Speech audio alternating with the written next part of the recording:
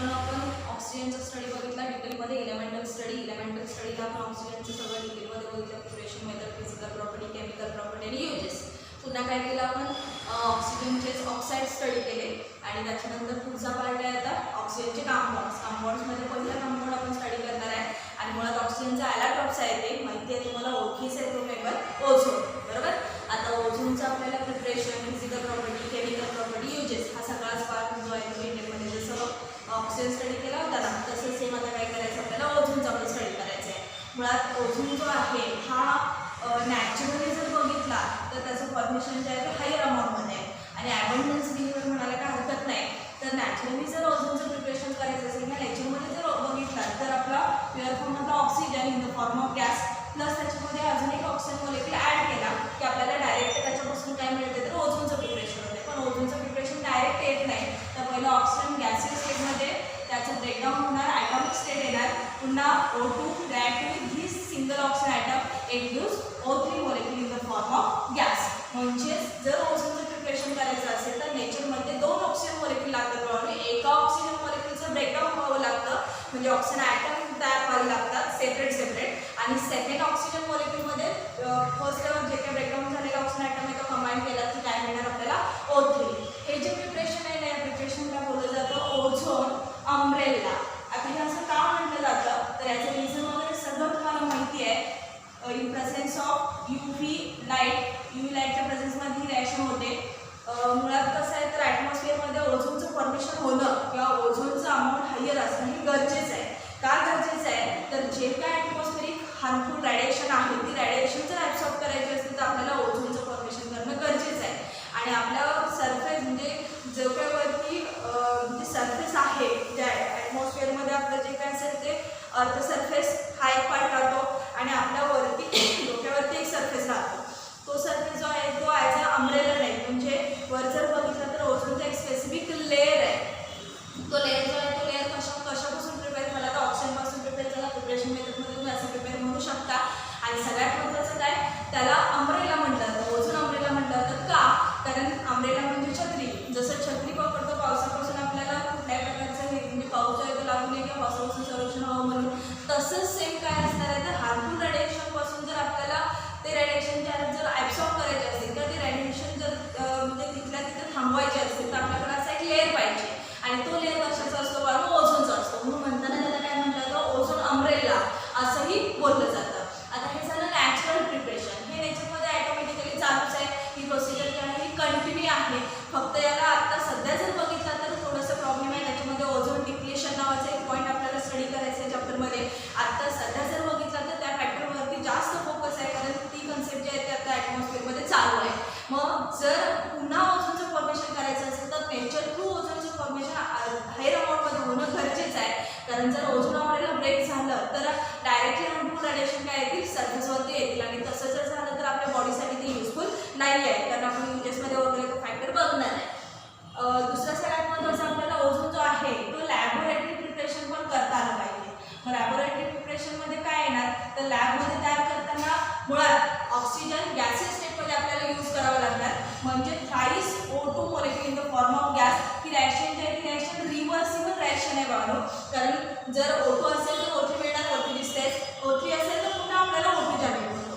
आता कसं काय तर thrice O2 in the form of गॅसचं मिळताना काय मिळणार twice O3 in the form of gas म्हणजे थ्राईस O2 ट्वाईस O3. फक्त 2-3चा फरक आहे. ऑक्सिजन म्हटलं की O2 येतो, ओझोन म्हटलं की O3 येतं. ही एक लॅबोरेटरी प्रिपरेशन मेथड आहे आणि याच्यासाठी डेल्टा H जी आहे ती प्लस 142 किलो जूल पर मोल.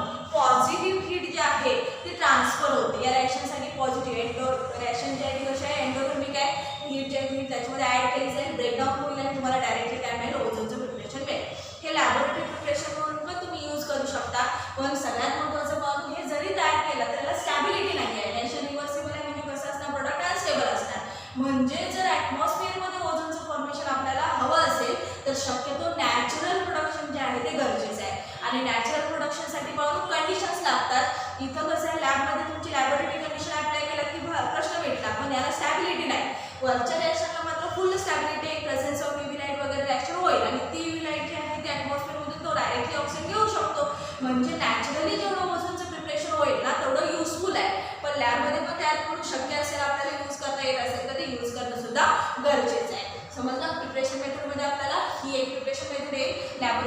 प्रिपरेशन मेथड आहे ते. त्याच्यानंतर पुढचा पॉईंट आपला काय असतो प्रिपरेशन नंतर फिजिकल प्रॉपर्टीज. सगळ्यात महत्त्वाचं म्हणजे फिजिकल प्रॉपर्टी ज्या आहेत त्या सगळ्या याच्या परफेक्ट करा. मी आधी सांगितलं होतं मुळात हा जो मेंबर आहे हा प्युअर गॅसियस स्टेटमध्ये मेंबर आहे. जसं ऑक्सिजन गॅसियस स्टेटमध्ये आहे ना, जसं मला ऑक्सिजन गॅसियस स्टेटमध्ये आहे तसंच हाही मेंबर जो आहे तो गॅसियस स्टेटमध्ये आहे. पाहिजे असेल तर तुम्ही लिक्विड पण घेऊ शकताय, पाहिजे असेल तर तुम्ही सॉलिड पण घेऊ शकताय. प्युअर गॅसियस स्टेटमधला पार्ट जर बघितला तर ओझोन जो आहे तो पेल ब्ल्यू कलरचा गॅस आहे. पेल ब्ल्यू कलर गॅसियस स्टेटमध्ये आहे. पुन्हा जर हा तुम्हाला लिक्विड पाहिजे असेल तर याच्यामध्ये लिक्विड जे आहे ते डार्क ब्ल्यू कलरचं लिक्विड मिळतं. म्हणजे डार्क ब्ल्यू कलर असेल तर लिक्विड स्टेटमध्ये तुम्ही तो जनरेट करू शकता. त्याच्यानंतर समजा तुम्हाला सॉलिड पाहिजे असेल तर त्याच्यामध्ये व्हायलेट ब्लॅक सॉलिड पण आहे. म्हणजे 3 स्टेटमध्ये त्याचे जे काही कलर आहेत ते वेगवेगळे कलर आहेत. एक म्हणजे तुम्ही पेल ब्ल्यू घेतला तर तो गॅसियस स्टेटमध्ये असेल, डार्क ब्ल्यू घेतला तर तो लिक्विड स्टेटमध्ये असेल आणि व्हायलेट ब्लॅक जर घेतला तर सॉलिड स्टेटमध्ये असेल. तिन्ही कंडिशन ज्या आहेत तिन्ही कंडिशन थोडंसं व्यवस्थित परफेक्ट करा. त्याच्यानंतर पुढं सेकंड पॉईंट सांगू शकताय याचं कॉन्सन्ट्रेशन. जर समजा हा हायली कॉन्सन्ट्रेटेड असेल, हाय कॉन्सन्ट्रेशन म्हणजे किती तर 100 ppm इतकं जर कॉन्सन्ट्रेशन असेल तर हा थोडंसं काय असतो पॉइझनस ॲक्टिव्हिटी रिप्रेझेंट करतो. म्हणजे पॉइझनस बिहेवियर रिप्रेझेंट करतात. याच्यामुळे काय होऊ शकतं तर एक म्हणजे हेडेक, नॉसिया, एसेट्रा हे डिसीज जे डिसीज होऊ शकतात. कारण जास्त इनहेल केला हाय कॉन्सन्ट्रेशन म्हणजे किती 100 ppm च्या वर जर हा इनहेल केला तर हा थोडंसं कॉन्सन्ट्रेटेड फॉर्म होतो आणि म्हणजे मुळात याच्यापासून थोडंसं पॉइझनस ॲक्टिव्हिटी पण रिप्रेझेंट होऊ शकते. त्याच्यानंतर तिसरी फिजिकल प्रॉपर्टी सांगू शकताय it is diamagnetic in behaviour. Magnetic property बघितला तर हा कसा आहे डायमॅग्नेटिक बिहेवियर आहे. म्हणजे प्रॉपर्टी कशी ना डायमॅग्नेटिक सांग. म्हणजे पहिलं कलर काय असेल तो सांगा, कॉन्सन्ट्रेशन काय असेल ते सांगा. म्हणजे ह्याच्या खाली म्हणजे 100 ppm च्या खाली कॉन्सन्ट्रेशन असेल तर तो नॉर्मल मेंबर आहे. पण अबाव जर गेलं तर मात्र तो पॉइझनस ॲक्टिव्हिटी देईल. त्याच्यामुळे हेडेक, नॉसिया वगैरे हे डिसीज क्रिएट होतील. आणि बिहेवियर मॅग्नेटिक बिहेवियर बघितलं तर कसं आहे डायमॅग्नेटिक. ऑक्सिजनचं बिहेवियर माहितीच आहे तुम्हाला, खाण्याचं बिहेवियर सांगणं गरजेचं आहे. फिजिकल प्रॉपर्टीमध्ये 3च प्रॉपर्टी दिलेत पण व्यवस्थित परफेक्ट करायचं. गॅसियस स्टेटमधला कलर माहीत पाहिजे, लिक्विडमधला माहीत पाहिजे, सॉलिडमधला माहीत पाहिजे. समजलं? तिन्ही पॉईंट जे आहेत व्यवस्थित थोडंसं प्रिपेअर करा. प्रिपरेशन मेथड आणि फिजिकल प्रॉपर्टीज. त्याच्यानंतर पुढं आता येतं केमिकल प्रॉपर्टीज. केमिकल प्रॉपर्टीज काय काय येतं का स्टडी करूया.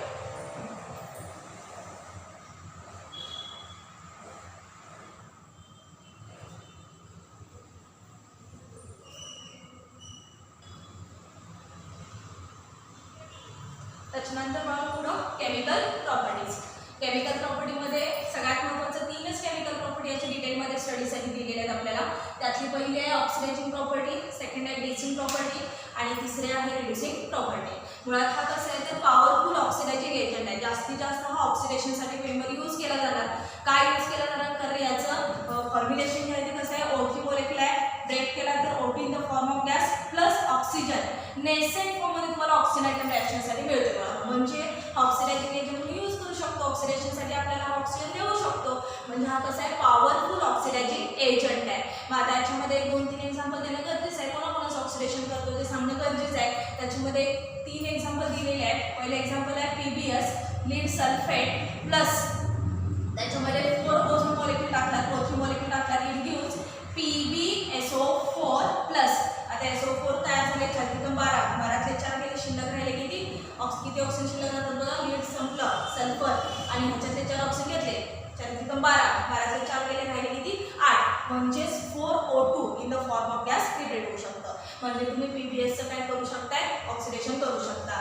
पुन्हा समजा तुम्ही KI घेतला पोटॅशियम आयोडाईड प्लस त्याच्यामध्ये H2 मॉलिक्यूल टाकलात, एक O3 मॉलिक्यूल टाकलात, जर टॉईस KI घेतलात तर हे याचं पण काय करणार हायड्रॉक्साईड फॉर्मेशन करणार टॉईस KOH बरोबर. 2 रिएक्ट झाले, 2 ऑक्सिजन यूज केले, शिल्लक काय राहिले बघा I2 बरोबर आणि प्लस एक ऑक्सिजन गॅसियस स्टेटमध्ये लिबरेट होईल. O3मध्ये एक लिटर टाकलं SO2 तयार झालं टॉईस KOH मिळाला. पुन्हा जर तुम्ही नायट्रिक ऑक्साईड घेत असाल तर त्याचं पण ऑक्सिडेशन करणार. मिळताना काय मिळणार NO2 nitrogen dioxide plus O2 in the form of gas. म्हणजे एक म्हणजे तुम्ही मेटल सल्फेट घेतला त्याचंही ऑक्सिडेशन करेल. त्याच्यानंतर मेटल हलाईड घेतला त्याचंही ऑक्सिडेशन करेल. त्याच्यानंतर नायट्रोजन ऑक्साईड म्हणजे मोनॉक्साईड घेतला नायट्रिक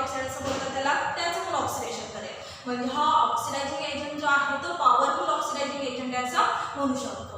सेकंड प्रॉपर्टी त्याच्यामध्ये सांगितले ब्लिचिंग ॲक्शन किंवा ब्लिचिंग प्रॉपर्टी. हा आहे ना बाबा ब्लिचिंग एजंट म्हणून पण यूज केला जातो. त्यामुळे त्याच्याकडे कशी आहे तर ब्लिचिंग प्रॉपर्टी पण आहे. आता ब्लिचिंग प्रॉपर्टीमध्ये मुळात काय करतो तर एक म्हणजे आपल्याकडे असणार काय मगासारखं सेम O3 असणार. It gives O2 in the form of gas plus oxygen. बरोबर. म्हणजे आपल्याकडे समजा एखादा कलर्ड मॅटर असेल प्लस त्याच्यामध्ये आपण हा नेसेंट फॉर्ममधला हा तयार झालेला ऑक्सिजन ॲटम जो आहे ना तो नेसेंट फॉर्ममधला ऑक्सिजन ॲटम टाकला तर इट गिव्स कलरलेस मॅटर. काय तयार करणार हा कलरलेस मॅटर तयार करणार. म्हणजे ऑक्सिडेशन केलं म्हणजे ब्लिचिंग म्हणजे काय असं म्हणते तुम्हाला. ब्लीच करतात म्हणजे काय करतात तर कलर्ड इम्प्युरिटी म्हणजे समजा एखाद्या पार्टवरती कलर असेल आणि तो रिमूव्ह करायचा असेल तर त्यासाठी ब्लीच केलं जातं. मग तसं आता कलर्ड मॅटर कुठलाही असेल मग समजा क्लोथ्स वगैरे किंवा फॅब्रिकसाठी वगैरे यूज करणार असेल तरी चालू शकतं. तर त्याच्यामध्ये कलर्ड मॅटर प्लस हा नेसेंट फॉर्ममधला oxygen single oxygen atom combine होणार आणि तो मॅटर कसा होणार कलरलेस. म्हणजे याला काय बोलतात ब्लिचिंग ॲक्शन. ही पण प्रॉपर्टी जी आहे ती अतिशय महत्त्वाची आहे कारण ही पण बऱ्याच आणि सगळ्यात महत्त्वाचं काय म्हटलं जातं याला ड्राय ब्लीच असं एक नेम ठेवलं याचं. ड्राय ब्लीच हे सगळ्यात महत्त्वाचं जे नीटसाठी कदाचित विचारलं.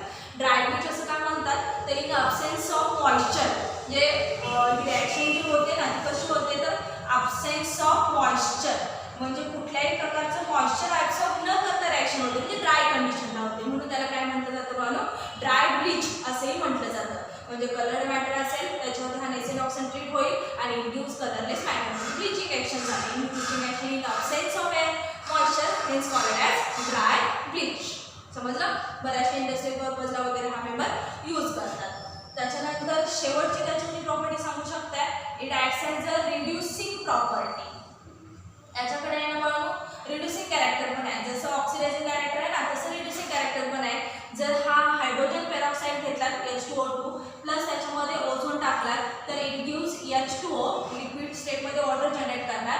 बरोबर. आणि शिल्लक राहिले 3 2 5 5 मध्ये एक गेला शिल्लक राहिले twice O2 in the form of gas. पुन्हा बेरियम ऑक्साईड घेतला BaO2 प्लस त्याच्यामध्ये पण ओझोन टाकला तर इट गिव्स BaO बेरियमचं ऑक्साईड बनेल आणि शिल्लक राहिले काय ह्यातला ऑक्सिजन याच्यावर कंबाईन होईल आणि पुन्हा twice O2 in the form of gas liberate होईल. म्हणजे हा ऑक्सिडायझिंग एजंट म्हणून पण यूज होतो बाळांनो आणि रिड्युसिंग एजंट म्हणून पण यूज केला जातो.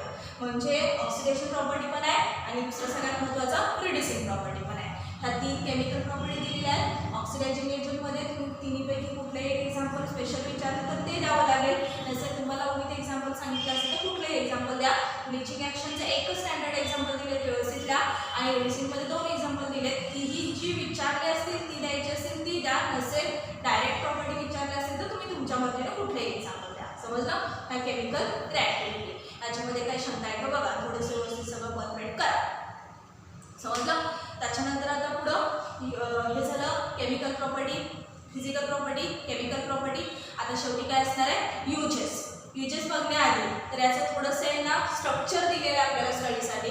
तर ओझोनचं स्ट्रक्चर जे आहे ते सगळ्यात महत्त्वाचं आहे. त्याच्यावरती तुमचे डेली बरेचसे स्ट्रक्चर्स डिपेंड आहेत. जे स्ट्रक्चर ड्रॉइंगला वगैरे हा क्वेश्चन जो आहे तो विचारला जाईल.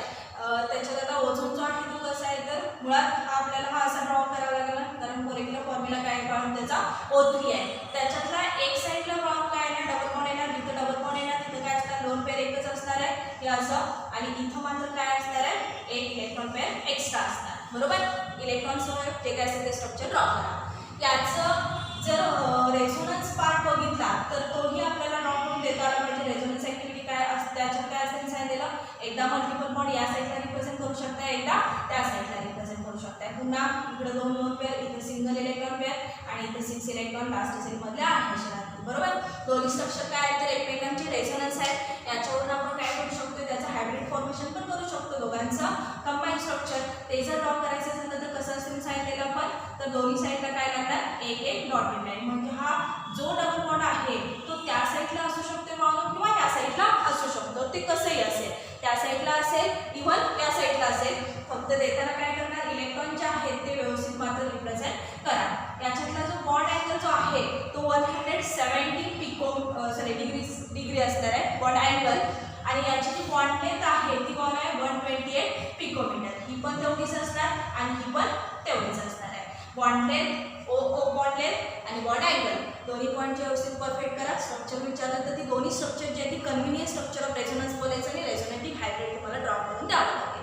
म्हणजे फिजिकल प्रॉपर्टी, केमिकल प्रॉपर्टी, पुन्हा स्ट्रक्चर जे आहे ते थोडंसं व्यवस्थित परफेक्ट करा.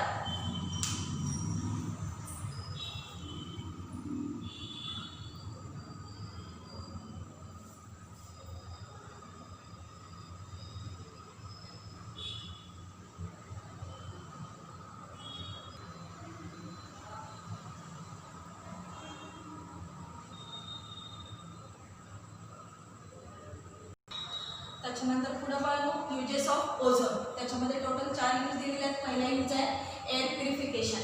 सिनेमा हॉल किंवा रेल्वे स्टेशन, इव्हन रेल्वे, त्या तिन्ही पार्टमध्ये बघू एअर जे आहे ते रिमूव्ह म्हणजे जे काय असेल एअरमध्ये प्युरिफिकेशन करायचं असेल तर ओझोनचे सिलेंडर शक्यतो यूज करतात. मुळात आता हे सगळीकडे बघायला मिळत नाही, पण हे कंपल्सरी करावं लागतं. कारण काय असणार आहे, सिनेमा हॉल बघितला तर तिथं एअरच्या याच्यामध्ये कार्बन डायऑक्साईडचा अमाऊंट हायर असणार, तिथं प्युरिफिकेशन करणं गरजेचं आहे.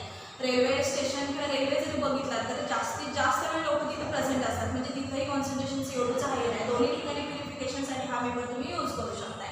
सेकंड आहे स्टरलायझेशन ऑफ ड्रिंकिंग वॉटर. आपलं ते ड्रिंकिंग वॉटर आहे ना, त्याचं स्टरलायझेशन करण्यासाठी यूज करतात.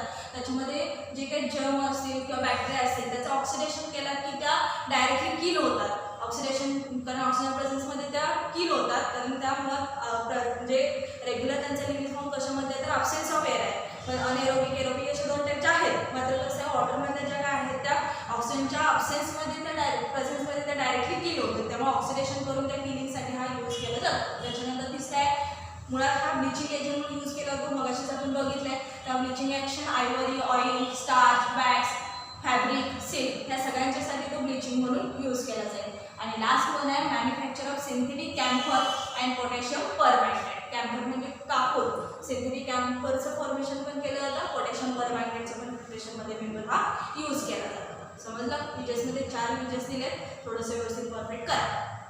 त्यामध्ये काय शंका आहे का बघा. हे झालं ozone.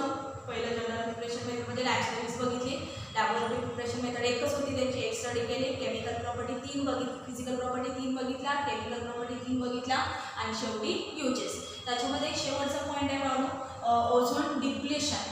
Ozone depletion means thinning of ozone layer by atmospheric radiations are called as ozone depletion.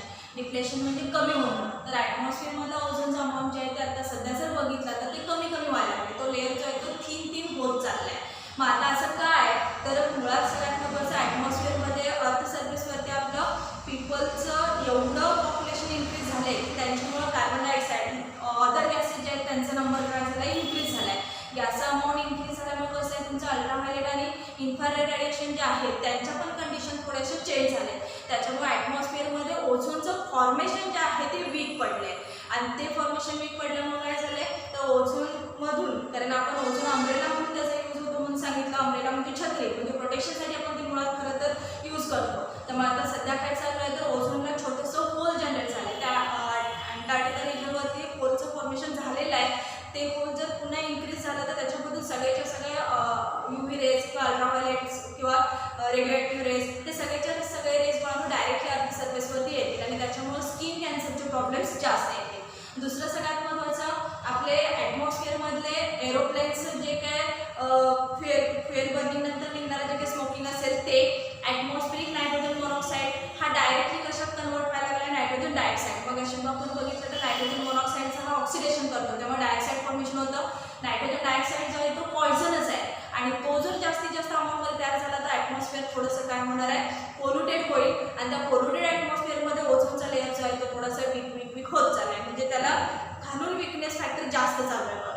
तिसरं सगळ्यात महत्त्वाचं म्हणजे ॲटमॉस्फिअरवरचे बरेचसे रेडिएशन जे आहे त्याच्यामध्ये आपलं रेफ्रिजरेशनसाठी वगैरे फ्लोअर मेंबर आपण यूज करतो. त्या मेंबरचा सुद्धा यूज आपल्या सर्फेसवर तर जास्त झाला आहे त्याच्यामुळं. त्याच्यानंतर क्लोरोफ्लोरोकार्बन तोही मेंबर आहे. हे सगळ्याचे सगळे काय तर गॅसी स्टेटमध्ये हे डेंजरस मेंबर तयार झाल्यामुळे तो डायरेक्टली कुठं जातात बॉटमकडून टॉपकडे जाणार गॅसी स्टेटमध्ये असल्यामुळं आणि टॉपला काय आपला ओझोन लेअर आहे त्यामुळे त्याला खालून काय करायला सुरू आहे थिन करत जायला सुरू आहे. त्यामुळे डिप्लेशन पॉईंट आला आहे. म्हणजे ह्या 2-3 गोष्टी ज्या आहेत त्याच्यामुळं ओझोन डिप्लेशन झालं.